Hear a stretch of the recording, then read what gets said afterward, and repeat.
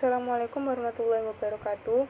Saya Tevenda Septiani dari kelompok 8 akan mempresentasikan mengenai resiko audit yang dapat diterima dan resiko inheren. Yang pertama ada menilai resiko audit yang dapat diterima.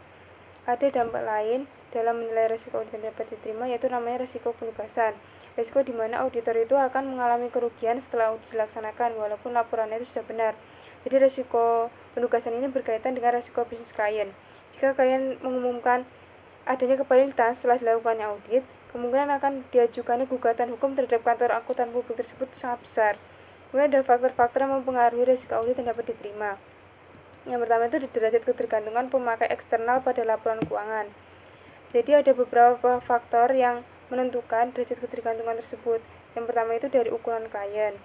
Seberapa besar sih operasi perusahaan tersebut, perusahaannya klien. Kemudian ada distribusi kepemilikan. Kemudian ada sifat dan jumlah kewajiban. Kemudian yang kedua, tadi ada derajat ketergantungan. Yang kedua ini ada kemungkinan bahwa klien akan mengalami kesulitan keuangan setelah laporan audit dikeluarkan. Seperti yang tadi sudah dijelaskan, jadi ada faktor yang bisa meningkatkan probabilitasnya, yaitu dengan posisi likuiditas. Jadi auditor itu harus menilai kemungkinan seberapa besar penurunan posisi likuiditas yang terjadi terus-menerus. Kemudian ada laba rugi tahun sebelumnya. Kemudian ada metode pembiayaan pertumbuhan, ada sifat operasi klien, dan adanya kompetensi manajemen. Jadi auditor itu harus menilai kemampuan manajemen sebagian dari evaluasi atas kemungkinan terjadinya kepailitan. Kemudian faktor yang ketiga, ada evaluasi auditor atas integritas manajemen. Jadi untuk menilai resiko audit yang dapat diterima, pertama auditor itu harus menilai setiap faktor yang mempengaruhi resiko audit yang dapat diterima. Jadi evaluasinya itu tuh bisa lebih tinggi, rendah, maupun sedang.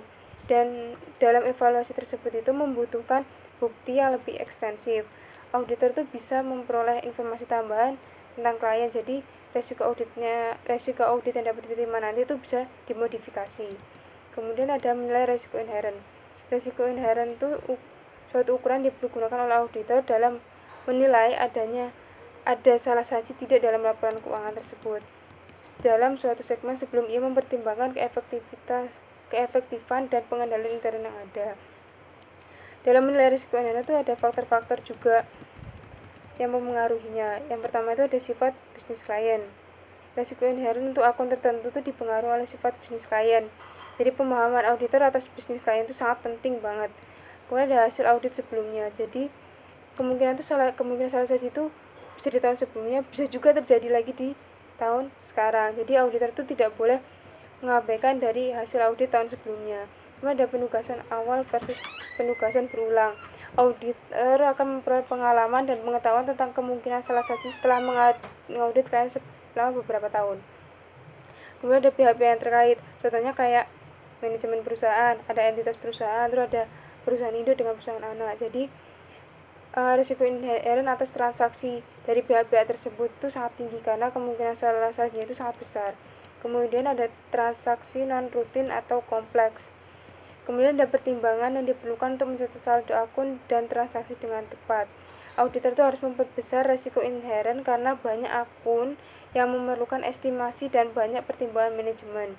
Kemudian adanya unsur-unsur populasi. Jadi seluruh item yang membentuk populasi mempengaruhi ekspektasi auditor mengenai salah saji yang material. Kemudian ada faktor-faktor yang berhubungan dengan kecurangan pelaporan keuangan.